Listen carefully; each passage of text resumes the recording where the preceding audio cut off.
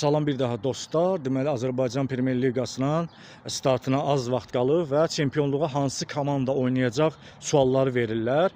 Mən də biraz araşdırma elədim və məlum oldu ki, mən belə düşünürəm ki, Qarabağ heyətini gücləndirməkdə davam edəcək, yaxşı transferlər edəcək və həm də təcrübəsi var. Qarabağın gözəl baş məşqçisi var və çempionluq uğrunda mübarizədə bir nömrəli komanda Qarabağdır. Qarabağa qarşı kim mübarizə apara bilər? Əlbəttə ki, mən belə düşünürəm ki, Sabah, çünki Sabahın təcrübəli baş məşqçisi var və yaxşı deyilənə görə transferlər edəcəklər, zəif mövqelərini gücləndirəcəklər.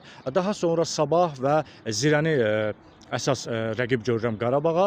Bundan savayı Araz Naxçıvan, Turan, yəni normal transferlər eləsə, müəyyən dərəcədə yəni Qarabağa baş ağrısı ola bilər. Bunlardan savayı mən Neftçini çempionluq uğrunda mübarizədə görmürəm. İnciməsinlər Neftçi sevənlər məndən. Yəni bu heyətlə Neftçi mübarizəyə qoşula bilməz. Neftçinin yenə də deyirəm, Samir Abbasova da güvənmirəm mən ki, Neftçini uğura daşıyacaq bir baş məşqçidir.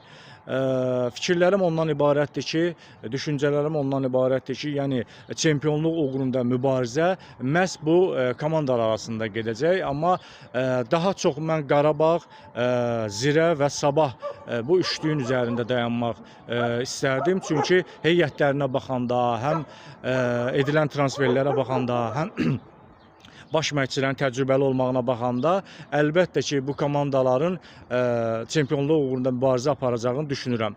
Sonuncu yerləri hansı komanda tuta bilər? Digər videomda göstərmişdim. Sonuncu yerləri İmişli, Karvan, hətta Sumqayıt da bura əlavə eləyərdim. Orta boy sıralarda isə mən belə düşünürəm, indi transferlərdən asılı olacaq. Qəbələ və Kəpəz gəlir, düşünürəm. Şamaxı da ola bilər orta sıralarda, amma o Şamaxıda da maliyyə böhranı var.